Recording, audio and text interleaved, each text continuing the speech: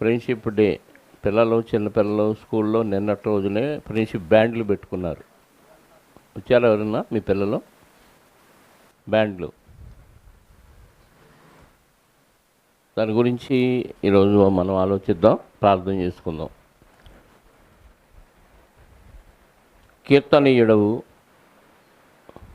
దయాళుడవు, ప్రేమ కలిగిన వాడవు, అద్భుతాలు చేసే సామర్థ్యం కలిగిన వాడవు, సర్వశక్తిమంతుడవు, పరిశుద్ధుడవు నైనా మా పరలోకపు తండ్రి, మీ యొక్క బాహుబలాన్ని బట్టి మీకు స్తోత్రములు, మీ యొక్క ఆకారాన్ని బట్టి మీకు స్తోత్రములు, మీ యొక్క శక్తి సామర్థ్యములను బట్టి మీకు స్తోత్రములు.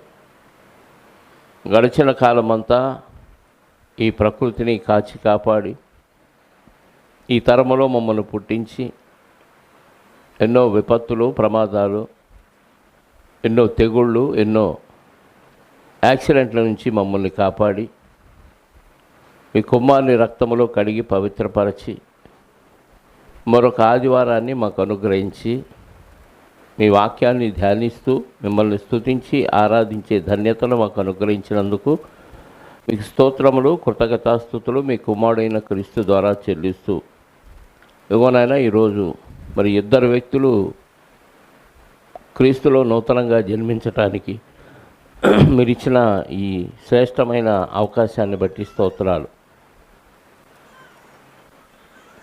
ఆత్మీయ కుటుంబంలో కొత్తగా చేరిన బిడ్డలను జ్ఞాపకం చేసుకోండి. తెనాలి సంఘంలో ఒక వ్యక్తి, అనవర్లపూడి సంఘంలో మరొక వ్యక్తి, ఇద్దరిని మీ చేతులకు అప్పగించుకుంటూ తండ్రి, వారు భవిష్యత్తులో మీకోసం బలమైన సాధనాలుగా ఎదగటానికి సహాయాన్ని దయచండి. ఈ సందర్భంలో కొన్ని మాటలు మేము నేర్చుకున్నట్టుకు సిద్ధపడుతూ ఉండగా సమయోచితమైన జ్ఞానాన్ని మీ ఆత్మ సహాయంతో నాకు అనుగ్రహించి వినగలిగే చెవులు, గ్రహించగలిగే హృదయాన్ని మీ పిల్లలైన ప్రతి వారికి ప్రసాదించమని కోరుకుంటూ మా రక్షకుడు నీ ప్రియకుమారుడైన క్రీస్తు యేసు పరిశుద్ధ నామములో ప్రార్థించి అడిగి వేడుకొనుచున్నాను పరలోకపు తండ్రి, ఆమేన్. చేరి వచ్చిన మీ అందరికీ ప్రభువైన క్రీస్తు నామములో నా శుభములు, వందనములు. ప్రభునందు ప్రియమైన దేవుని పిల్లారా, ఈరోజు స్నేహం అనే పదానికి సరైన నిర్వచనం మనకి ఎక్కడా కనపడట్లేదు. మనకు కనపడుతున్న స్నేహాలన్నీ మోసపూరితమైనవి, స్వార్థంతో ఉన్నవి. ప్రతి స్నేహం వెనుక డబ్బు ప్రధానంగా కనపడుతుంది. రెండవది ఆకర్షణ లేదా వారి యొక్క అందచందాలు పెట్టుబడిగా కనపడుతున్నాయి. డైరెక్ట్గా ఒకరినొకరు ప్రేమించుకునే కంటే కూడా ఈరోజు ఆన్లైన్లో చిట్ చాట్ చేస్తూ, అది వాట్సాప్ల ద్వారా కానీ, టెలిగ్రామ్ ద్వారా కానీ, ఇంకా ఇన్స్టాగ్రామ్, ఇంకేమన్నా ఈమెయిల్, ఇలా రకరకాల మాధ్యమాల ద్వారా ప్రేమించుకుంటూ ఇది స్నేహం అనే పేరు పెట్టుకుని దానికి చివరికి ఒకరి మీద ఒకరు పగ సాధించుకునే స్థితిలోనికి వెళ్ళిపోతున్నారు మనుషులు. కారణం ఏంటంటే వారికి నిజమైన స్నేహం అంటే ఏంటో తెలియకపోవటం. క్రైస్తవ బంధాలు కూడా ఎలా ఉన్నాయి ఈరోజంటే, ఈ క్రైస్తవ బంధాలు కూడా నిజమైన స్నేహానికి అర్థం తెలియకుండా అవసరాల కోసం ఉన్నవారిని ఒక రకంగా ప్రేమించటం, లేని వారిని ఒక రకంగా ప్రేమించడం, ఉన్నవారితో కాస్త స్నేహం చేసినట్టుగా కనిపించటం, లేని వారితో దూరంగా ఉండటం అనేది కూడా కనపడుతుంది క్రైస్తవుల్లో. అంటే వీళ్ళది కూడా నిస్వార్థమైన స్నేహం ఏది కాదు, వీళ్ళది కూడా స్వార్థంతో కూడిన స్నేహంగానే మనకు కనపడుతుంది. ఈ స్నేహం అనేది ఒక అనిర్వచనీయమైన ఒక బంధం. దీన్ని వివరించడానికి కూడా మాటలు చాలని పరిస్థితి. ఎంతో పవిత్రమైంది. స్నేహానికి వయసుతో కూడా సంబంధం ఉండదు. కొంతమంది పెద్దలను చూడండి, చిన్న చిన్న పిల్లలతో ఫ్రెండ్షిప్ చేస్తారు. కొంతమంది చిన్నపిల్లలు పెద్దవాళ్ళతో ఫ్రెండ్షిప్ చేస్తారు. అసలు ఈ వయసు ఏంటి, ఈ వయసు ఏంటి, వీళ్ళతో వాళ్ళకి ఫ్రెండ్షిప్ ఏంటి అన్నట్టుగా ఉంటుంది. కానీ వాళ్ళది నిజంగా ఆ వయసుతో సంబంధం లేదు స్నేహానికి అనేది మనకి వాళ్ళని చూస్తే అర్థమవుతుంది. స్నేహానికి కులాలు మతాలు అడ్డురావు, స్నేహానికి రంగు అడ్డు రాదు, స్నేహానికి ప్రాంతాలు అడ్డురావు. విదేశాల్లో ఉన్నవారు ఈ దేశంలో ఉన్నవారిని స్నేహం చేయొచ్చు, ఈ దేశంలో ఉన్నవారు అనేక ప్రాంతాల్లో ఉన్నవారితో కూడా స్నేహం చేయొచ్చు. అది నిస్వార్థమైన స్నేహం. అయితే ఒకరి హృదయాల్లో ఒకరు లోని విషయాలు ఒకరు పంచుకోవటమే స్నేహం. అంటే దాపరికం లేకుండా, భార్యాభర్తల మధ్య అయినా ఏమన్నా దాపరికం ఉండే అవకాశాలు ఉన్నాయి, కానీ స్నేహితుల మధ్య ఎలాంటి దాపరికాలు ఉండకూడదు. అది నిజమైన స్నేహం. కానీ ఈరోజు కాలేజీల్లో కానీ స్కూళ్ళలో కానీ మనం చేస్తున్న ఆఫీసుల్లో పనుల్లో కానీ మనతో ఎవరైనా ఫ్రెండ్షిప్ చేశారు అని అంటే వాళ్ళకి మనతో ఏదో అవసరం ఉంది, లేదా మనం వాళ్ళతో ఫ్రెండ్షిప్ చేసామంటే మనకు వాళ్ళతో ఏదో అవసరం ఉంటేనే చేస్తున్నాం తప్ప అవసరం లేకుండా ఓన్లీ ఫ్రెండ్షిప్ నిస్వార్థంగా, ఏ దురాలోచన లేకుండా, ఏ స్వార్థం లేకుండా, ఏ అవసరం లేకుండా ఎవరితోనన్నా ఫ్రెండ్షిప్ చేస్తారో చెప్పండి? చేయరు. పక్కింటి వాళ్ళు మన ఇంటికి వచ్చారంటే కాసేపు మాట్లాడుకోవటానికి వచ్చారు, ఆ మాటల్లో ఏదో స్వార్థం ఉంది. నీ ఇంట్లో నుంచి ఉప్పో పప్పో ఏదో వాళ్ళు ఆశించారు, అందువల్ల నీతో ఫ్రెండ్షిప్ చేస్తున్నారు.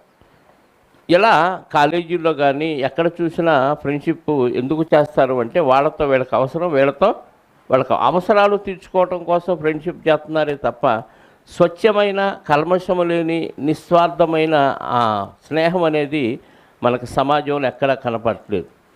ఎందుకంటే అంత కల్తీ ప్రేమ. స్నేహం అంటే 10 సార్లు వాళ్ళు పెట్టారనుకోండి, నువ్వేంట్రా నేను ఇన్నిసార్లు పెట్టినా నాకు ఒక్కసారి కూడా నువ్వు టీ తాపించవు, టిఫిన్ ఇవ్వు, బిర్యానీ పెట్టివని అడుక్కునేది ప్రేమ కాదు. అవతల వాడు ఇచ్చినా ఇవ్వకపోయినా, వాడికి మనకి పెట్టుబడి పెట్టినా పెట్టకపోయినా నిస్వార్థంగా పెట్టుబడి పెట్టి అవతల వ్యక్తిని వ్యక్తిగా ప్రేమించాలి. అది నిజమైన స్నేహం. నిజమైన స్నేహం ఈరోజు మనకు సమాజంలో భూతార్థమే చూసినా కనపడట్లేదు. ఎందుకంటే ప్రతి మనిషిలో ఏముందంటే స్వార్థం కనపడుతుంది. ఆ స్వార్థాన్ని బట్టి మన నుంచి ఏదో ఆశించే వాళ్ళు స్నేహం చేస్తున్నారు అనేది మనం సమాజాన్ని చూసి గ్రహించవచ్చు. వాస్తవంగా కల్తీ లేని ప్రేమ, నిస్వార్థమైన ప్రేమ, స్వచ్ఛమైన ప్రేమ. ఎందుకంటే ప్రేమ ఖచ్చితంగా నిస్వార్థంగా ఉంటే అవతల వ్యక్తి బాగు కోరతాడు. తను ఏమైపోయినా పర్లేదు, అవతల వ్యక్తి బాగుండాలని కోరుకునేది నిస్వార్థమైన నిష్కల్మషమైన ప్రేమ. ఇది మనకు ఎక్కడ మనుషుల్లో కనపట్లేదు కాబట్టి దేవుడు తనతో స్నేహం చేయమని తన కుమారుడైన యేసుక్రీస్తు వారిని పంపించి ఆయనతో ఫ్రెండ్షిప్కి పిలిచాడు. ఒకసారి కొరింథీయులకు రాసిన పత్రిక మనం చూడగలిగితే, మొదటి పత్రిక 1వ అధ్యాయము 9వ వచనం. కొరింథీయులకు రాసిన మొదటి పత్రిక 1వ అధ్యాయము 9వ వచనం. మన ప్రభు అయిన యేసుక్రీస్తు అను తన కుమారుని సహవాసమునకు మనలను పిలిచిన దేవుడు నమ్మదగినవాడు. ఎవరు ఫ్రెండ్షిప్కి పిలిచాడంట దేవుడు? తన కుమారుడైన యేసుక్రీస్తు సహవాసమునకు మనల్ని పిలిచిన దేవుడు, నమ్మకమైన దేవుడు మనల్ని తన కుమారుడితో ఫ్రెండ్షిప్ చేయండి అని పిలిచాడు. ఆయన ఫ్రెండ్షిప్ ఎలాంటిది చెప్పండి? యేసుక్రీస్తు వారితో ఫ్రెండ్షిప్ చేస్తున్నామా? ఫ్రెండ్షిప్ అంటే చెప్పండి. సహవాసం అంటే ఏంటి? మనకెవరన్నా ఫ్రెండ్స్ ఉన్నారా? ఉంటే ఏమంటాం? బాగా ఇష్టమైన ఫ్రెండ్స్ అనుకోండి, నా ప్రాణ స్నేహితుడు అంటాం. అంటే ప్రాణంతో సమానంగా మన ప్రాణాన్ని మనం ఎలా ప్రేమించుకుంటామో స్నేహితుడిని కూడా అలా ప్రేమించిన వాడే ప్రాణ స్నేహితుడు. ఈరోజు ప్రాణ స్నేహం చేసేవాళ్ళు కనపడట్లేదు. నిజంగా భార్యాభర్తలు కూడా ఎలా ఉండాలంటే స్నేహితుల్లాగా ఉండాలంటే ఇద్దరి మధ్య రహస్యాలు ఉండకూడదు. ఫ్రెండ్స్ అంటే ఒకరి హృదయం మరొకరి హృదయంతో కలియటమే నిజమైన స్నేహం. ఇలాంటి స్నేహం చేసేవాళ్ళు ఏడున్నారు? ఒక ఇంట్లో నలుగురు ఉన్నామంటే నలుగురిలో రహస్యాలు ఉంటాయి. ఒక కుటుంబ సభ్యులు ఒకరితో ఒకరు స్నేహం కలిగి ఉంటే ఆ కుటుంబం వర్ధిల్లుతుంది. కానీ నలుగురిలో ఏముంటాయి? సీక్రెట్స్ ఉంటాయి. అది నిజమైన స్నేహం కాదు. అందుకే దేవుడు తన కుమారుడైన యేసుక్రీస్తు వారితో సహవాసానికి పిలిచాడు. ఈరోజు కాలేజీల్లో చూస్తే పురుషులు స్త్రీలు ఫ్రెండ్షిప్గా ఉండటం మనం చూస్తున్నాం. కానీ ఈరోజు కాలేజీలో పరిస్థితి ఎలా ఉందంటే, ఒక పురుషుడికి ఒక ఫ్రెండ్ ఉండాలి, ఎవరు గర్ల్ ఫ్రెండ్ ఉండాలి, లేకపోతే వాడు అన్ఫిట్ అనమాట, నువ్వు దేనికి పనికిరాని వాడు అనే స్థితిలో ఆలోచిస్తున్నారు సమాజం. ప్రతి పురుషుడికి ప్రతి స్త్రీకి కూడా ఒక ఆడపిల్లకి బాయ్ ఫ్రెండ్ ఉండాలి. బాయ్ ఫ్రెండ్ ఉన్న ఆడపిల్లే మంచి టాలెంట్ కలిగింది, గర్ల్ ఫ్రెండ్ ఉన్న అబ్బాయి మంచి టాలెంట్ కలిగిన వాడుగా సమాజం చూస్తుంది కాలేజీ లెవెల్లో. అంటే ఫ్రెండ్షిప్కి అర్థం తెలియకుండా స్వార్థంతో స్నేహాలు చేస్తూ ఇదే నిజమైన స్నేహం అనుకొని ఇలాంటి ఫ్రెండ్షిప్ డేలు వచ్చినప్పుడల్లా ఫ్రెండ్షిప్ బ్యాండ్లు పెట్టుకుంటూ లేదా ఫ్రెండ్షిప్ కేకులు కట్ చేసుకుంటూ ఇలా ఎంజాయ్ చేస్తున్నారు తప్ప నిజమైన స్నేహానికి అర్థం తెలియదు. అందుకే మన ప్రభు అయిన యేసుక్రీస్తుతో ఫ్రెండ్షిప్ చేయడానికి దేవుడు మనల్ని పిలిచాడంట. ఎందుకు ఆయనతో ఫ్రెండ్షిప్ చేస్తే మనకేమొస్తుంది అంటే, నిజంగా లోకములో ఎవరు మనల్ని అంతగా మనతో స్నేహం చేయరు. అందుకే ఆయనతో మనం స్నేహం చేస్తే మన బాగోగులు, మన మంచి చెడు మొత్తం ఆయనే చూసుకుంటాడు. ఎందుకంటే ఆయన మన కోసం ప్రాణం పెట్టాడు. అంటే నిజమైన స్నేహితుడు ఏం చేస్తాడు? ఒక మాట చూడండి, యోహాను గారు రాసిన మొదటి పత్రిక అనుకుంటా, ఒకసారి 2వ అధ్యాయము, యోహాను గారు రాసిన మొదటి పత్రిక 2వ అధ్యాయము 15వ వచనం నుండి చూద్దాం. ఈ లోకమునైనను లోకములో ఉన్న వాటినైనను ప్రేమించుకుడి. ఎవడైనా లోకాన్ని ప్రేమించిన ఎడల తండ్రి ప్రేమ వానిలో ఉండదు. లోకంతో ఏం చేయొద్దు అంటున్నాడు? స్నేహం చేయొద్దు. కానీ మనం ఏం చేస్తాం చెప్పండి? దేవునితో యేసుక్రీస్తు వారితో ఫ్రెండ్షిప్ ఉన్నదా, లోకంతో ఫ్రెండ్షిప్ ఉందా? నిజం చెప్పండి. యేసుక్రీస్తు వారి సహవాసానికి దేవుడు పిలిచాడు. మన సహవాసం ఎవరితో ఉంటుంది? ఎక్కువసేపు. అంటే నిజమైన స్నేహం అంటే ఎక్కువసేపు స్నేహితులతో గడపాలి, అంతే కదా? నిజమైన స్నేహం అంటే ఎక్కువసేపు స్నేహితులతో గడపాలి. మరి మనం ఎవరితో ఎక్కువ గడుపుతున్నాం? లోకంతోనా, యేసుక్రీస్తుతోనా? చెప్పాలి. ఆదివారం వచ్చిన గంట 2 గంటల్లో కూడా దొబ్బేస్తున్నాం సమయాన్ని. అంటే లోక స్నేహం ముందు యేసుక్రీస్తు యొక్క ఫ్రెండ్షిప్ దేనికి పనికి రాకుండా పోతుంది. మరి ఆయన అయినా మనల్ని ప్రేమిస్తున్నాడు. ఆయన ఏం చేస్తున్నాడు? మనల్ని ప్రేమిస్తూనే ఉన్నాడు. అందుకే యోహాను సువార్తలో చెప్తున్నాడు, 15వ అధ్యాయము, యోహాను సువార్త 15వ అధ్యాయము 13వ వచనం నుండి చూద్దాం ప్రియులారా. శిష్యుల్ని ఆయన ఏమని సంబోధిస్తున్నాడు? తన స్నేహితుల కొరకు తన ప్రాణము పెట్టువాని కంటే ఎక్కువైన ప్రేమ గలవాడు ఎవడునూ లేడు. అంటే స్నేహితుల కొరకు ఏం చేయాలి? ఆడు నిజమైన ఫ్రెండ్షిప్. ప్రాణ స్నేహితుడు అంటే అర్థం ఏంటంటే, నీ ప్రాణానికి నా ప్రాణం వడ్డేస్తానురా, నీ ప్రాణానికి నా ప్రాణం వడ్డేస్తానన్నవాడే ప్రాణ స్నేహితుడు. అవతలోడు బాగున్నప్పుడు ఫ్రెండ్షిప్ చేసి అవతలోడికి ఇబ్బంది కలిగినప్పుడు మానేసినోడు ఫ్రెండు కాడు. అవసరాల్లో ఇబ్బందుల్లో ఉన్నా లేకపోయినా, వాడు కష్టాల్లో ఉన్నా శ్రమల్లో ఉన్నా ప్రేమిస్తూనే ఉన్నవాడు నిజమైన స్నేహితుడు. ఆడి దగ్గర అన్నీ బాగున్నప్పుడు వాడితో ఫ్రెండ్షిప్ చేసి ఆడి దగ్గర సరుకు అయిపోయింది అన్నప్పుడు దూరమైనోడు నిజమైన స్నేహితుడు కాడు. బాగున్నప్పుడేమో పొగుడుతారు, లేనప్పుడు విమర్శలు చేస్తూ ఉంటారు. వాళ్ళు నిజమైన స్నేహితులు కాదు. మనకు తెలుసు, యోబు గారు ఉన్నారు కదా.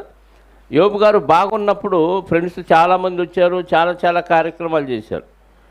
ఆయన ఇబ్బందుల్లో ఉన్నప్పుడు ఏమన్నారు తెలుసా? 3 స్నేహితులు వాళ్ళ గురించి యోబు గారు మాట్లాడుతూ ఏమన్నారు చూడండి. యోబు గ్రంథం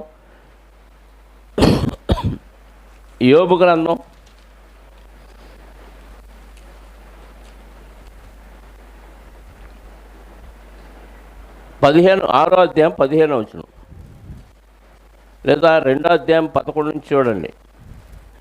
యోబు గ్రంథం 2వ అధ్యాయము 11వ వచనం నుండి, తేమానీయుడైన ఎలీఫజు, షూషీయుడైన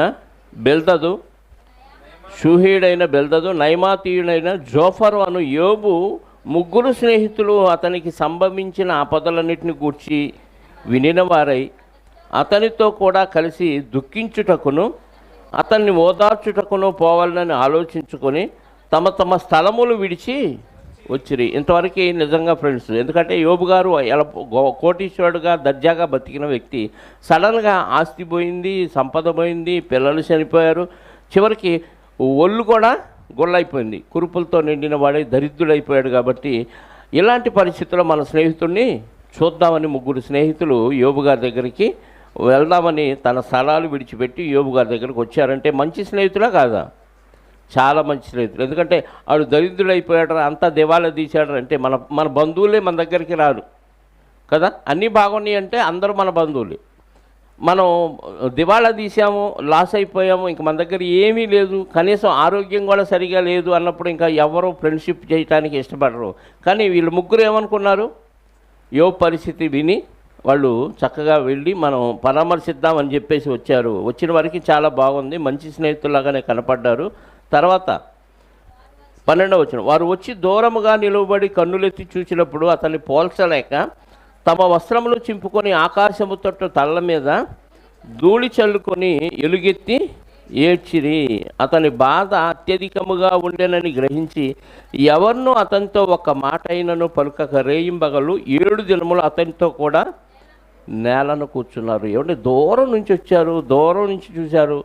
అరే మన యోబేనా ఏంటి, ఒకప్పుడు ఎలా ఉన్నాడు, ఇప్పుడు సడన్గా ఎలా అయిపోయాడు, బక్కచిక్కిపోయాడు, ఒళ్ళంతా కురుపులు చెలపెంకుతో గోక్కుంటున్నాడు అని దూరం నుంచి చూసి పారిపోలా. దగ్గరకు వచ్చారు, ఉన్న బట్టలు చింపుకున్నారు, తల మీద దూడి పోసుకొని ఏడవటం ప్రారంభించి ఎన్ని రోజులు ఏడ్చారంట? 7 రోజులు దుఃఖించారంటే నిజంగా మంచి ఫ్రెండ్స్ కదా. మన కోసం వస్తారు, అలా చూస్తారు, వెళ్ళిపోతారు. ఒక రోజన్నా ఉంటారా? ఒక రోజన్నా మనతో మన స్నేహితులు వచ్చి ఉండాలంటే వాళ్ళకి టిఫిన్లు, భోజనాలు, సాయంత్రం భోజనాలు ఇవన్నీ అరేంజ్ చేస్తే ఎవరో ఒకరు దానా ఉంటారు. ఈ భోజనం లేకుండా వీడే దరిద్రుడిగా ఉంటే వచ్చి కూర్చొని వారం రోజులు మన కోసం ఏడ్చే స్నేహితులు ఉన్నారా? లేరు. కానీ యోబు స్నేహితులు చాలా గొప్పవాళ్ళు. కానీ అలాంటి స్నేహితులు కూడా కొంచెంసేపు వారం తర్వాత మళ్ళీ గుచ్చి యోబు గారిని విమర్శించడం ప్రారంభించారు. ఆ స్నేహితుల గురించి యోబు గారు మాట్లాడుతూ 6వ అధ్యాయంలో ఏమంటున్నాడు చూడండి. అదే యోబు గ్రంథం 6వ అధ్యాయము 15వ వచనం. యోబు గ్రంథం 6వ అధ్యాయం 15. నా స్నేహితులు ఎండిన వాగువలను మాయమైపోవు జల ప్రవాహముల వలను నమ్మకూడని వారైరి. ఏమన్నారంట? మన వాళ్ళు ఆ యోబు గారి గురించి విని తన ప్రాంతాలు విడిచి ఇక్కడికి వచ్చి దూరం నుంచి చూసి పోల్చలేక బాధపడిపోయి తల మీద దూడిపోసుకొని ఏడుస్తూ వారం రోజులు తిండి తిప్పలు లేకుండా యోబు గారితో కలిసి ఏడ్చారంటే మంచి స్నేహితులే అన్నట్టుగా అనిపించింది. కానీ ఎక్కువ రోజులు ఆయనతో ఉండి ఆయనతో వాదించడంలో ఏమైపోయారంట? ఏమని చెప్తున్నాడు యోబు గారు చెప్తున్న మాట అది. 6వ అధ్యాయం 1వ వచనం. దానికి యోబు ఇట్లని ప్రత్యుత్తరం ఇచ్చాడంటే యోబు గారి మాటలు ఇవి.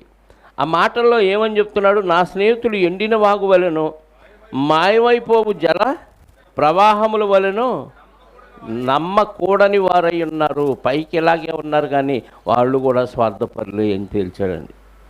అంటే నిజంగా ఈ లెక్కన ఎంతగా మనల్ని ప్రేమించి మన కోసం ఒక వారం రోజులు కేటాయించే స్నేహితులు కూడా ఈరోజు మన కళ్ళ ముందు కనపట్ల. బంధువుల్లో కూడా లేరు, ఇంకా స్నేహితులే ఉంటారు. నిజమైన స్నేహం అంటే స్నేహితుల కొరకు ఏం పెట్టాలంట?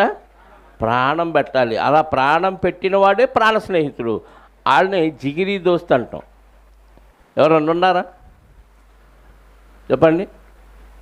ఏమండి, మన సంఘంలో ఒక వ్యక్తి చేర్చబడుతున్నాడు, కొత్తగా బాప్తీసం తీసుకుంటున్నాడు అని చెప్తే దేవదూతలు సైతం పరలోకంలోంచి తొంగి చూస్తాంట.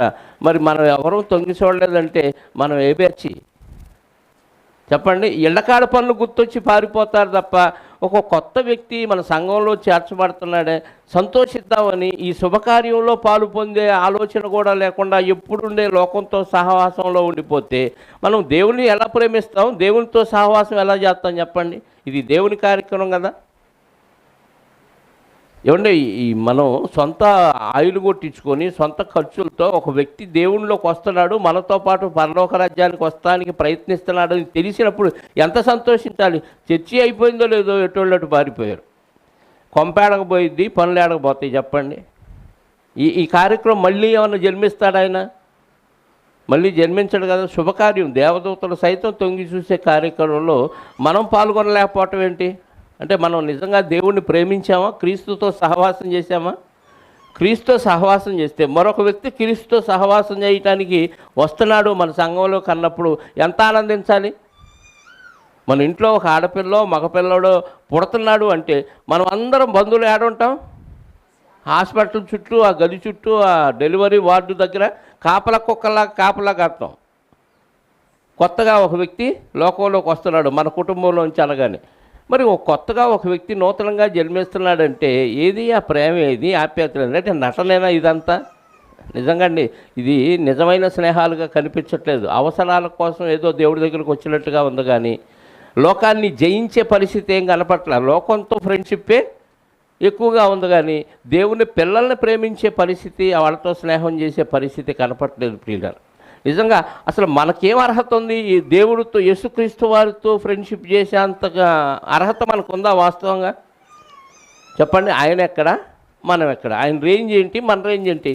మరి దేవుడు తన కుమారుడితో సహవాసం చేయటానికి పిలిస్తే కేవలం నమ్మటం ద్వారా మనం ఆయనతో ఫ్రెండ్షిప్ చేసే అవకాశం వచ్చినప్పుడు ఈ అవకాశాన్ని కూడా సద్వినియోగం చేసుకోకుండా దీన్ని కూడా లోక స్నేహంతో పోల్చుకొని లోకానికి ఎక్కువ ప్రాధాన్యత ఇచ్చి దేవుని కార్యక్రమాలకి ఇవ్వకపోతే మన భవిష్యత్తులో పరలోకానికి ఎలా చేర్చుకుంటాడు దేవుడు చెప్పండి. నిజమైన స్నేహం అంటే హృదయాలు కలిసిపోవాలి. అంటే దేవుని హృదయంతో మన హృదయం కలిసి, అంటే దేవుని మనసు మనం ఎరిగిన వారమై ఉండాలి. మనకు తెలుసు ఈయన దావీదు గారను యోనాతాను సౌలు గారి కుమారుడు.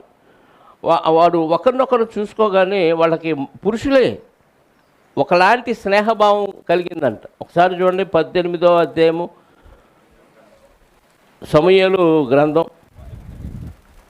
మొదటి గ్రంథం 18వ అధ్యాయము 1-2 వచనాలు చూడండి. దావీదు సౌలుతో మాట్లాడుట చాలించినప్పుడు యోనాతాను హృదయము దావీదు హృదయముతో కలిసిపోయాను. ఏంటంటే యోనాతాను పురుషుడు, దావీదు పురుషుడు. ఒక పురుషుని హృదయం మరొక పురుషుని హృదయంతో కలిసిద్దా?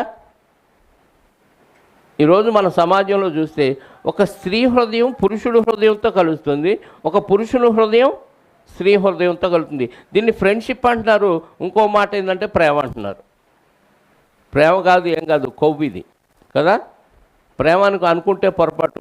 ప్రేమ అయితే ఎలా ఉంటుందంటే, నిజమైన ప్రేమ అంటే నిస్వార్థంగా ప్రేమిస్తారు. అవతల వాడు బాగున్నా బాగోపోయినా, నీకు ఇష్టమైన కార్యక్రమాలు చేసినా చేయకపోయినా ప్రేమిస్తూనే ఉండాలి. అది నిజమైన ప్రేమ. మరి మనం చూసే ప్రేమ చెప్పండి. మనం చూసే ప్రేమ ఆ అవసరాలన్నీ తీరితే బాగా ప్రేమిస్తాం. ఏది తీర్చకపోయినా, మనం అనుకున్న లక్షణాలు వాళ్ళలో కనపడకపోయినా, మనం అనుకున్న పనులు వాళ్ళు చేయకపోయినా మనం ప్రేమించం. ఇది ప్రేమ కాదు, ఇది కామం. ఇది చెప్పండి, ఇది స్వార్థపూరితమైన ప్రేమగా మనం పేరు పెట్టుకున్నాం తప్ప ఇది నిజమైన ప్రేమ కాదు. నిజమైన ప్రేమ అంటే ఫ్రెండ్షిప్గా ఉంటారు, హృదయాలు కలిసిపోతాయి. యోనాతాను హృదయము దావీదు హృదయముతో కలిసిపోయాను. యోనాతాను దావీదును తనకు ప్రాణ స్నేహితునిగా భావించుకొని అతన్ని ప్రేమించని. ఎలా ప్రేమించాడంట? ప్రాణ స్నేహితునిగా భావించి అతన్ని ప్రాణ స్నేహితుడు అంటే తన ప్రాణాన్ని తను ఎలా ప్రేమించుకుంటాడో దావీదు గారిని కూడా అలాగే అంటే దావీదు గారిని చూడగానే అలాంటి ప్రేమ యోనాతాను గారిలో పుట్టింది. ఇప్పుడు యేసుక్రీస్తు వారిని చూడగానే మనకేం పుట్టాలి చెప్పండి? హృదయాలు కలిసే అంత ప్రేమ మనలో పుట్టాలి. మరి ఇప్పుడు యేసులోనికి వచ్చిన మనం యేసుక్రీస్తు వారి హృదయముతో మన హృదయం కలిసిపోయేంతగా ప్రేమించుకుంటున్నామా చెప్పండి? ప్రేమ అంటే అర్థం ఏంటి? కాలేజీల్లో ప్రేమ అంటే అమ్మాయికి ఇష్టమైన ఐస్ క్రీములు, సినిమాలు, షికార్లు, బైక్ మీద షికార్లు, ఇవన్నీ తిప్పితే నిజమైన ప్రేమ ఉందన్నట్టుగా అర్థమైపోద్ది. మరి మనం ప్రభుతో సహవాసం లేదా ఫ్రెండ్షిప్లో ఉన్నామంటే ఏం చేస్తే ప్రభువు సంతోషిస్తాడు? మన ఫ్రెండ్ని సంతోషపెట్టాలంటే ఏం చేయాలి? ఆయన మనల్ని సంతోషపెట్టడానికి చేయాల్సిందంతా చేసేసాడు. మన కోసం ప్రాణాన్ని ఇచ్చాడు. ప్రాణ స్నేహితులుగా మనల్ని భావించాడు కాబట్టి మన కోసం సర్వం త్యాగం చేశాడు. ఇప్పుడు మనం మన ఫ్రెండ్ని సంతోషపెట్టాలంటే ఏం చేయాలి చెప్పండి? సంఘానికి ఆలస్యంగా రావాలి, ఒక్కోసారి సంఘాలు ఎగ్గొట్టాలి, ఇంకా దేవుని కార్యక్రమాల్లో మిగతా వాటికి ఏటికి పోకూడదు, ఏమాత్రం రిస్క్ తీసుకోము. ఇక్కడికి వచ్చి చక్కగా ఒలిసి పెడితే హ్యాపీగా ఆలస్యంగా వచ్చి తినేసి వెళ్ళిపోతాం. వాక్యం అంతే. దూర ప్రాంతానికి రాము, పరిచర్యకి రాము, ఎవరికి సువార్త చెప్పం. అంటే మన ఫ్రెండ్ని సంతోషపెట్టే పనేనా దుఃఖపరిచే పనా? ఇది ఏం మాట్లాడరు? సంతోషపెట్టే పనా దుఃఖపరిచే పనా? దుఃఖపరిచే పని. మరి నిజమైన స్నేహితుడు హృదయాలు కలిసిపోతే ప్రభు హృదయం ఏంటి? ఏ ఒక్కరూ నశించుట ఇష్టం లేదు, అందరూ అంతటా మారు మనసు పొందాలి, రక్షించబడాలి. ఈ చుట్టుపక్కల మన ప్రాంతాల్లో ఎంతమంది వాక్యం తెలియక, వాక్యానుసారంగా బతకలేక, క్రీస్తులోనికి రాక లోకంలో బతుకుతూ నాశనం అయిపోతున్నారు. అలాంటి వాళ్ళని ఏ రోజైనా మాట చెప్పి దేవుళ్ళకు తీసుకొచ్చామా? తీసుకురాలేదంటే ప్రభువుతో నీవు ఫ్రెండ్షిప్ సరిగ్గా లేదు. ప్రభువుతో ఫ్రెండ్షిప్ ఉంటే నీ పని దగ్గర ఇంకొక చోట ఎక్కడికి వెళ్ళినా దేవుని గురించి, ప్రభువు గురించి చెప్తాం, ఆయన త్యాగం గురించి చెబుతాం. చెప్పటం వల్ల ఏమైంది? ఆ వ్యక్తిలో మార్పు వచ్చింది. ఆల్రెడీ సంఘానికి వచ్చి తప్పిపోయిన వాళ్ళనే మళ్ళీ సంఘానికి పిలిచే పరిస్థితి కూడా లేదు. ఆయన ఉన్నాడు పూర్ణయ్య గారు, వస్తాడు పోతాడు, ఎప్పుడో అమావాస్య చంద్రుడిలాగా కనపడతాడు. ఎప్పుడో ఒకసారి పౌర్ణమి కాదు, పూర్ణయ్య అంటే పూర్ణుడు, సరిపూర్ణుడు. కానీ నెలపొడుపు ఉంటుంది చూసారా? పూర్ణయ్య అంటే రౌండ్, పౌర్ణమి రోజు చంద్రుడు గుండ్రంగా కనపడతాడు. కానీ ఆయన అలా కనపడతా అంటే ఆకారంలో కనపడతాడు. కానీ ఎప్పుడైనా అలా నెలపొడుపులాగా అలా పొడి చేస్తాడు, మళ్ళీ అదృశ్యం అయిపోతాడు. ఏంటంటే మా పెద్దమ్మాయి, పెద్దల్లుడు, చిన్నమ్మాయి, చిన్నల్లుడు, కోళ్ళు ఈ తిప్పలు పడతానే ఉంటాడు. మరి ఆయన ఫ్రెండ్షిప్ చేస్తున్నాడు ఆ ప్రభుత్వం? చేయడు. ఈయన ఉన్నాడు పుచ్చిబాబా, ఆయన అలా వెళ్ళిపోయాడు. ఏమన్నా కొత్త వాళ్ళని తీసుకొచ్చి ప్రభువుతో ఫ్రెండ్షిప్ చేసే పరిస్థితి లేదు. ఆల్రెడీ వచ్చిపోయిన వాళ్ళని మళ్ళీ బతిమలాడు వాక్యం చెప్పి ఎలాగోలా తీసుకొచ్చే పరిస్థితి లేదండి. సంఘం బలహీనం అవుతుంది తప్ప ఏదైనా బలపడుతుందంటే నిజంగా మన ప్రభువుతో ఫ్రెండ్షిప్ చేస్తున్నామో లేదో ఒకసారి ఆలోచించుకోండి ప్రియులారా. ఎందుకంటే ఎప్పుడు సొంత కార్యాలే, పక్కనోడికి వాక్యం చెబుదాం, ఎలాగోలా తీసుకొద్దామనే ఆలోచన ఏమాత్రం లేదంటే నువ్వు నిజంగా ప్రభువు హృదయాన్ని ఎరిగిన వాళ్ళమేనా? దావీదు గారు, యోనాతాను గారు హృదయాలు ఏమైనాయి అంట? కలిసిపోయినాయి. మరి ప్రభు హృదయంతో నీ హృదయం కలిస్తే ఏది మరి? నీ భార్యకి ఏది ఇష్టమో అది తెచ్చి పెడతావు, పిల్లలకి ఏది ఇష్టమో అది తెచ్చి పెడతావు, భర్తకి ఏది ఇష్టమో అది వండి పెడతావు. మరి ప్రభువుకి ఏది ఇష్టం చెప్పండి? ఒక ఆత్మ రక్షించబడటం ఇష్టం. మరి ఆ పని చేయట్లేదంటే మనం ప్రభువుతో స్నేహం చేసినట్టేనా చెప్పండి? ప్రభువుతో స్నేహం చేయట్లా. ప్రభువుతో ఫ్రెండ్షిప్ లేకపోతే ఎవరితో ఫ్రెండ్షిప్ చేస్తున్నాం మరి? సాతాన్తో ఫ్రెండ్షిప్. అందుకే సాతాన్తో ఫ్రెండ్షిప్ పేరేమో ప్రభువుతో ఫ్రెండ్షిప్, మనం చేసేదేమో సాతాన్తో. ఇంతకుముందు ఒక టైటిల్ పెట్టాను, ప్రభువుతో పుకారు, సాతానుతో షికారు. పుకారేమో మేము క్రైస్తవులు, యేసుక్రీస్తు వారిని అంగీకరించామని అందరికీ చాటింపు వేసుకుంటున్నాం, ఆదివారం చర్చికి వస్తున్నాం, ఇది పుకారు అందరికీ వినపడేది. కానీ షికారు ఎవరితో? సాతాన్తో షికారు చేస్తున్నాం. అంటే మనం సాతాన్తో ఫ్రెండ్షిప్ చేస్తున్నాం, ప్రభువుతో ప్రభువుతో ఫ్రెండ్షిప్ చేస్తున్నామని చెప్పుకుంటున్నాం తప్ప ఆయనతో మనం షికారు చేయట్లా. ఒక్కళ్ళకన్నా మన సీనియారిటీని బట్టి ఒక్కళ్ళకన్నా వాక్యం చెప్పి తీసుకొచ్చామంటే ఎవరిని తీసుకురాలేకపోతున్నాం. అంటే మనం ప్రభువుతో సహవాసం చేయలేకపోతున్నాం. దానివల్ల చాలా నష్టపోతాం ప్రియులారా. కేవలం నమ్ముకొని సంఘానికి వచ్చి వెళ్ళిపోతే ఎలాంటి ప్రయోజనం ఉండదు. కానీ ప్రభు హృదయాన్ని ఎరిగి, హృదయాలు కలిసిపోయే విధంగా ప్రభువుతో స్నేహం చేసి ప్రభు ఇష్టాన్ని నెరవేరిస్తేనే మనకి పరలోక రాజ్యాన్ని ప్రభు ఇస్తాడు. ఈ ఫ్రెండ్షిప్ డే సందర్భంగా ప్రభుతో స్నేహం చేస్తే మనకు వచ్చే లాభం ఏంటి, చేయకపోతే వచ్చే నష్టం ఏంటి అని ఆలోచిస్తే ప్రభువుతో స్నేహం చేయకపోతే వచ్చే నష్టం నరకం. ప్రభువుతో స్నేహం చేసి ఆయన హృదయానుసారంగా మనం జీవిస్తే వచ్చేది పరలోకం. కాబట్టి స్నేహం వలన ఉన్న లాభ నష్టాలు కొన్ని మనం బైబిల్లో ఆలోచించగలిగితే ఒకసారి అబ్రహాం గారి గురించి మనం ఆలోచిద్దాం. దినవృత్తాంతంలో 2వ గ్రంథం 20వ అధ్యాయము 7వ వచనం, దినవృత్తాంతముల 2వ గ్రంథం 20వ అధ్యాయము 7వ వచనం.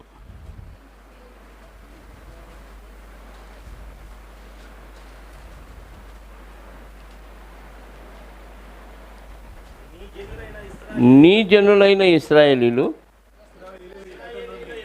ఇశ్రాయేలీల ఎదుట నుండి ఈ దేశపు కాపురస్తులను తోలివేసి నీ స్నేహితుడైన అబ్రహాము యొక్క సంతతిని దీనికి శాశ్వతముగా నిచ్చిన మా దేవుడవు నీవే. ఏం చేశాడంట దేవుడు? ఆ ప్రాంతంలో నివసిస్తున్న అన్యజాతుల వారు అందరినీ తోలేసి ఆ ప్లేస్ని అబ్రహాము గారి వారసులకి ఇచ్చాడంట. ఎందుకు అబ్రహాము గారి వారసులకి ఇచ్చాడంటే అబ్రహాము గారు దేవునికి స్నేహితుడు కాబట్టి. అంటే ఫ్రెండ్ కోసం దేవుడు ఏం చేశాడు? ఒక దేశంలో నివసిస్తున్న వారిని మొత్తాన్ని చంపేసి తరిమేసి అవతలకు పంపించి ఆ ప్లేస్ ఇచ్చాడు. అంటే నిజమైన స్నేహితుడు ఏం చేస్తాడంటే ఫ్రెండ్ కోసం ఎంతో త్యాగం చేస్తాడు. ఫ్రెండ్ కోసం, ఫ్రెండ్కి అవసరమని ఎన్నో సౌకర్యాలు కల్పిస్తాడు. ఒక పాలస్తీనా దేశాన్నే దేవుడు ఫ్రెండ్ కాబట్టి అబ్రహాము గారికి ఇచ్చాడంటే ఎంత మంచి స్నేహితుడో చూడండి. మనం సంపాదించుకుంటే నువ్వు జీవితకాలం అంతా తలకిందులుగా తపస్సు చేసినా నువ్వేం సంపాదించలేవు. ఒకవేళ సంపాదించింది నీతో పాటు తీసుకెళ్ళవు. కానీ దేవుడితో ఫ్రెండ్షిప్ చేస్తే నువ్వు మొయ్యలేనంత ఆస్తి నీకు ఇస్తాడు. నువ్వు చనిపోయినా నీతో పాటు పరలోకానికి వచ్చే ఆస్తి నీకు ఇస్తాడు. ఏది కావాలి చెప్పండి? నువ్వు తలకిందులుగా తపస్సు చేసి దివారాత్రాలు వ్యాపారం గురించి ఆలోచించి సంపాదించినా నువ్వు ఏ రూపాయి కూడా తీసుకెళ్ళలేవు ఇక్కడి నుంచి. పోనీ దానివల్ల ఏమైనా సుఖం అనుభవిస్తావు అంటే దానివల్ల కూడా సుఖం అనుభవించలేవు. సుఖం అనుభవించాలంటే ముందు మానసికంగా మనం ఖచ్చితంగా ఉండాలి, మానసికంగా ఆరోగ్యకరంగా ఉండాలి. ఎంత డబ్బున్నా మనసు బాగోలేదంటే ఏ సుఖం అనుభవిస్తాం? మనసు బాగుంటేనే కదా సుఖం అనుభవిస్తాం. మానసిక వేదనలో, బలహీనతలో, మానసిక వ్యాధులు మనకు ఉన్నాయి అనుకోండి, నువ్వు ఎంత ఆస్తి ఉన్నా, ఎంత వ్యాపారం చేసి సంపాదించినా ఏమాత్రం సుఖపడలేవు వాటితో.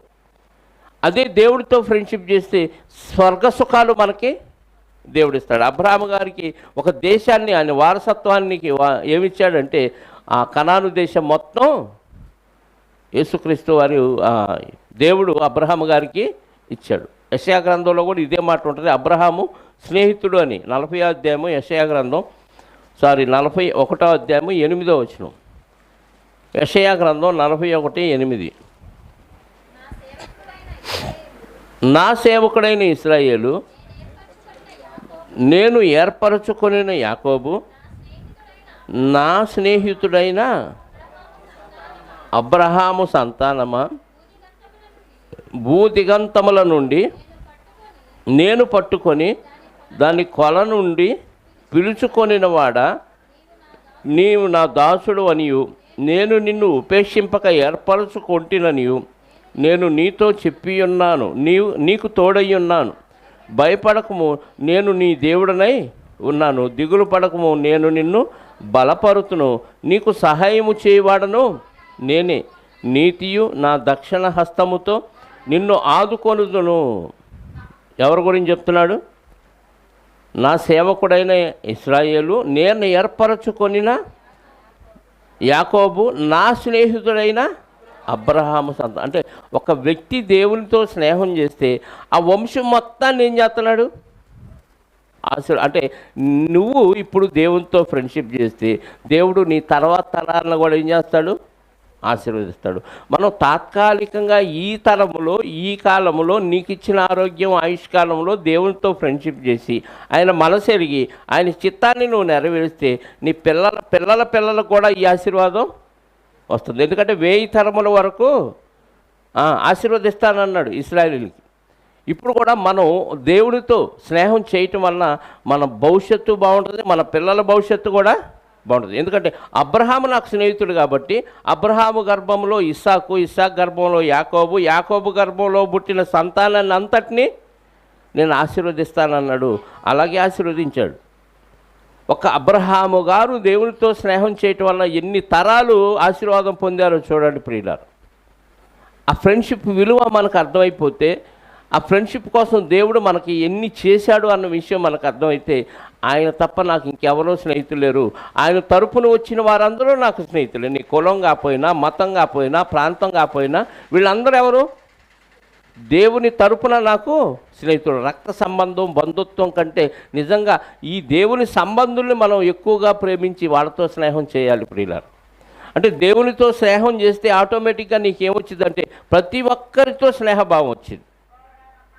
దేవునితో ఒక్కరితో స్నేహం చేస్తే నువ్వు అందరితో స్నేహభావంతో కలిసి ఉండే లక్షణం నీలో ఇమిడిపోతుంది.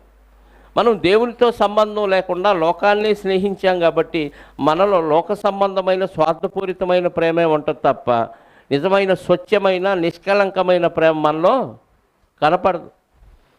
అబ్రహాము గారు దేవుణ్ణి ప్రేమించాడు, దేవుడు అబ్రహాము గారిని ఆశీర్వదించాడు, ఎందుకంటే స్నేహం చేశాడు కాబట్టి. ఏంటి అబ్రహాము గారు స్నేహం చేయటం వలన ఏంటి ఆయన గొప్పతనం అని మనం ఆలోచిస్తే యాకోబు పత్రికలో ఒక మాట ఉంటుంది, ఆ మాట చూద్దాం. 2వ అధ్యాయము యాకోబు పత్రిక 2వ అధ్యాయము 23వ వచనం చూద్దాం. యాకోబు పత్రిక 2వ అధ్యాయము. కాబట్టి అబ్రహాము దేవుణ్ణి నమ్మెను, అది అతనికి నీతిగా ఎంచబడెను అను లేఖనము నెరవేర్చబడెను, మరియు దేవుని స్నేహితుడని అతనికి పేరు కలిగాడు. అంటే ఊరికే అబ్రహాము గారిని దేవుడు నా స్నేహితుడు అన్నాడా? అబ్రహాము గారు దేవుణ్ణి నమ్మాడు. నమ్మటం అంటే మనం నమ్మాం ప్రభువుని. నమ్మటం అంటే అర్థం ఏంటంటే దేవుడు ఏది చెబితే అది ఖచ్చితంగా చేశాడు. చెప్పింది చెప్పినట్టు చేసేవాడే నిజమైన ఫ్రెండ్. అక్కడికి వెళ్ళి బావిలో దూకు అన్నాను అనుకో, నిజమైన స్నేహితుడు నాకు ఎందుకు దూకాలి, దూకితే చచ్చిపోతాను కదా, ఈ డౌట్లు అడగడం. చాలామంది అక్కడికి వెళ్ళి ఆ పని చేయన్నాం అనుకో, ఎందుకు వెళ్ళాలి, ఎలా వెళ్ళాలి, తోడెవరు వస్తారు, ఛార్జీలు ఇస్తారా, ఈ క్వశ్చన్లు వేస్తారు కదా.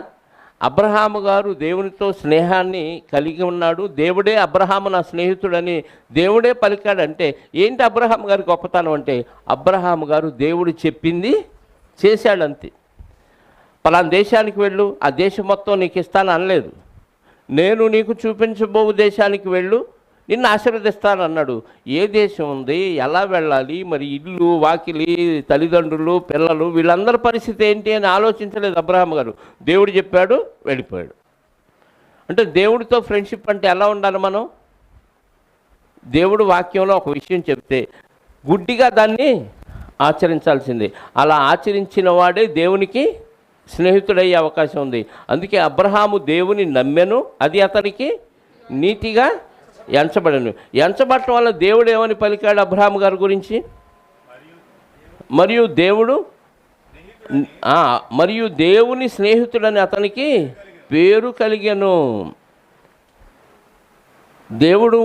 దేవునికి స్నేహితుడని పేరు కలిగిన ఎందుకు కలిగిందంటే అక్కడ కింద 24లో మనుష్యుడు విశ్వాస మూలమున మాత్రము కాక క్రియల మూలమున నీతిమంతుడని ఎంచబడినని మీరు దీని వలన గ్రహించితిరి. అంటే విశ్వాసం ఉంచాము నమ్మాము అని చెప్తే ఉపయోగం లేదు, కానీ విశ్వాసానికి తగిన క్రియలు నువ్వు చేస్తే అప్పుడు నువ్వు దేవుణ్ణి నమ్మావని అర్థమైందా? విశ్వాసం ఉంది, ప్రభువుని నమ్మాము, విశ్వసించాము. ఈ విశ్వసించావు అనటానికి సూచనేంటి, గుర్తేంటి?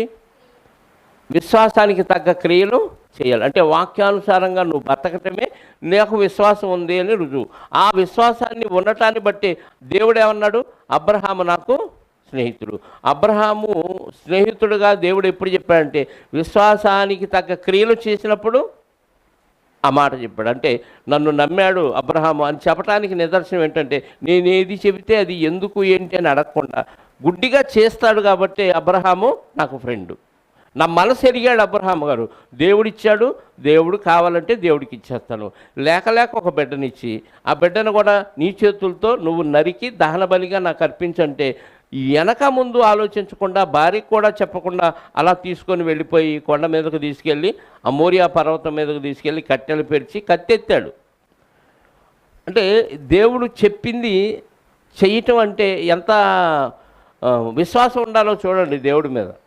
మనం మన పిల్లల్ని కనీసం సండే స్కూల్కి పంపించడానికే వెనక ముందు ఆలోచిస్తాం.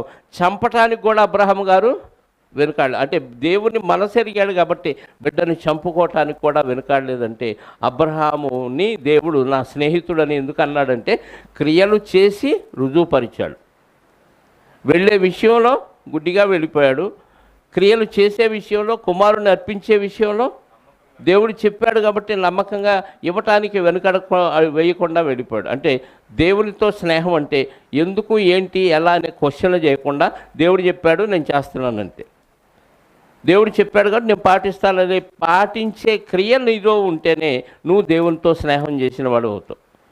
ఈ పాటించే ఆ లక్షణం మనలో లేదనుకోండి, లేదా 1-2 పాటించి పెద్ద పెద్దది మనకి సాధ్యం కానీ వదిలేసామనుకోండి, అప్పుడు కూడా మనకు దేవుడితో ఫ్రెండ్షిప్ ఉండదు. అన్నీ పాటిస్తేనే దేవుడితో ఫ్రెండ్షిప్.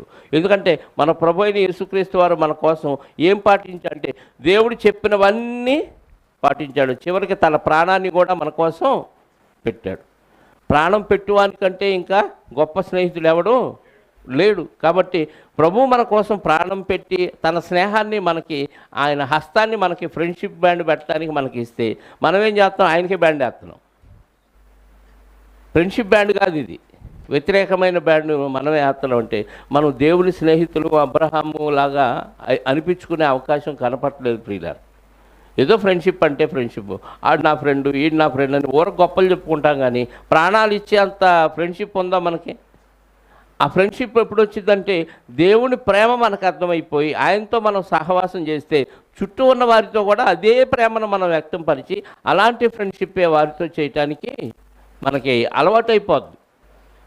అబ్రహాం గారు ఎక్కడికి వెళ్ళినా అందరితో ఎందుకు ఫ్రెండ్షిప్ చేశాడు అంటే దేవునితో ఫ్రెండ్షిప్ చేశాడు కాబట్టి అందరూ ఆయనకు ఫ్రెండ్స్ అయిపోయారు. ఎక్కడికి వెళ్ళినా ఈయనదే పై చేయి. ఎందుకంటే ఈయన దేవునితో స్నేహితుడు. నా స్నేహితుడు అబ్రహామని దేవుడు చెప్పుకున్నాడు, అబ్రహాం గారు చెప్పుకోవాలమని. ఈరోజు పలాని ప్రాంతంలో పలాని వ్యక్తి నా ఫ్రెండ్ అని దేవుడు చెప్పుకునే స్థితిలో మన భక్తి ఉందా చెప్పండి? పలాని ఆమె నా ఫ్రెండు అని చెప్పుకుంటాడా దేవదూతల మధ్య దేవుడు? ఒకళ్ళు చెప్పుకున్నాడు అనుకోండి, ఆడే ఫ్రెండ్ అయ్యా. ఆడెట్ట ఫ్రెండ్ అవుతాడు? మీ క్రియలేంటి? మీరు చెప్పినట్టుగా ఏమైనా బతుకుతున్నాడా? ఆమె ఏమైనా బతుకుతుందా?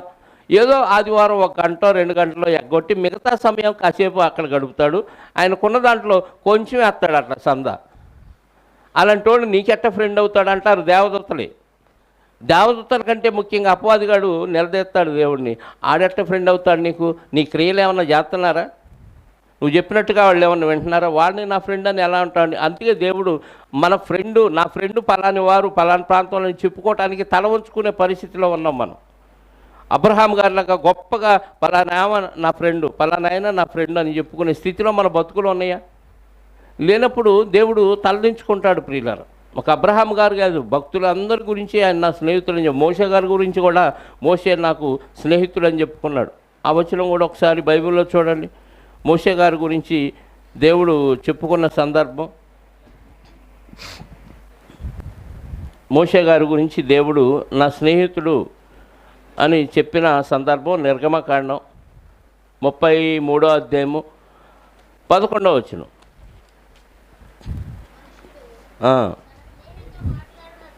మనుషుడు తన స్నేహితునితో మాట్లాడునట్లు యెహోవా మోషేతో ముఖాముఖిగా, అంటే ఒక ఫ్రెండ్తో ఒక మనిషి ఎలా మాట్లాడుకుంటాడు, మోషే గారితో దేవుడు అలా మాట్లాడంటే ఫ్రెండ్ లాగా భావించాడు. ఫ్రెండు మోషే గారు ఎవరు?